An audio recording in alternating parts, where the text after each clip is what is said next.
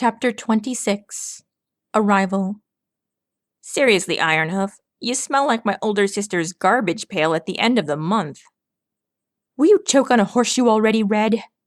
Ironhoof grumbled, batting flies off of him as he marched along with the caravan. Red Turnip and several other stallions chuckled. Ah, come on, dude. We're glad that you haven't croaked and all. Just, seriously, did that monster have to put you in his nastiest stomach ever? All I want to do, Ironhoof seethed with each step he took up the hilly incline, is get back home for the first time in weeks and take a nice long bath. A bath? Wouldn't that kill ya? Ha ha ha! The Earth ponies marched onward, their faces alive with smiles and bright eyes. The group had just narrowly escaped death, and there was an undeniable spirit of enthusiasm hovering above them, literally. Goldplate tilted his gaze up towards Rainbow Dash's shadow. He was the only pony who wasn't snickering at Ironhoof's expense. Watching the Pegasus dip up and down through the misty reaches of the forest, he momentarily cleared his throat. That caught Rainbow Dash's attention. Smirking, she coasted down until she was hovering just a few feet above the coltish stallion. Yes? Goldplate grumbled. What was that? Rainbow Dash raised a hoof over her ear. Thank you for saving Ironhoof, Goldplate managed. Rainbow Dash blinked at that. Funny. How so? I really didn't expect any of you guys to actually thank me for what I did. Rainbow Dash winked. Kind of breaks the surly, gruff exterior you're all working so hard to maintain. Meh. Goldplate gazed ahead. It seems only polite. You've done so much for this caravan. Oh, is this a caravan? Gee, I hadn't noticed. Rainbow Dash hung upside down and backstroked through the air beside him. I've been too busy smacking around hydras to notice a group of adults bumbling to get a delivery done on their lonesome. And there you go, Goldplate sighed. There I go where? Goldplate smirked bitterly at Rainbow.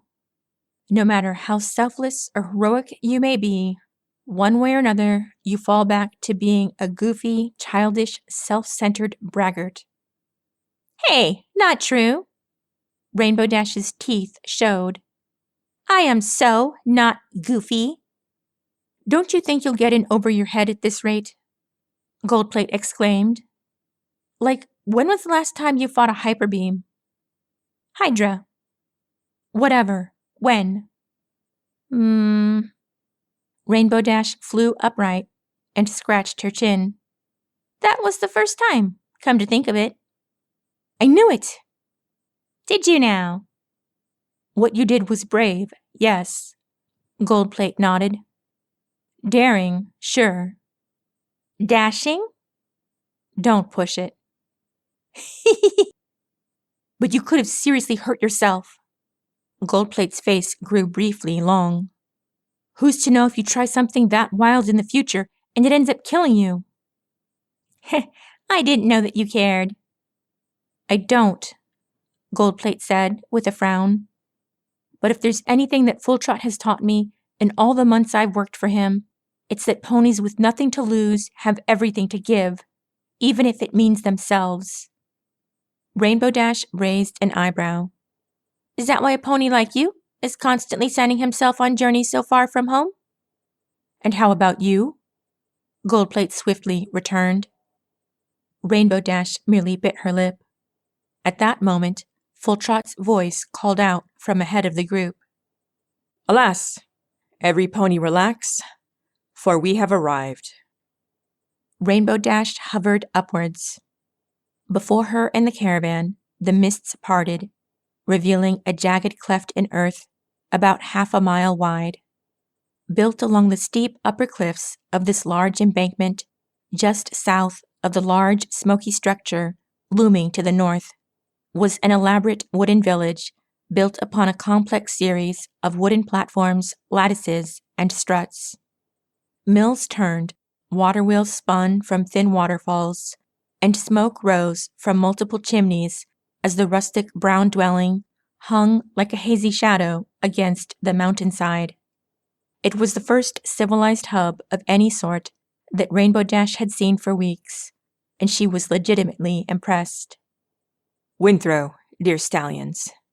Full Trot continued, then motioned with his hoof as he trotted up a long stretch of winding wooden platforms towards the heart of town. We are home.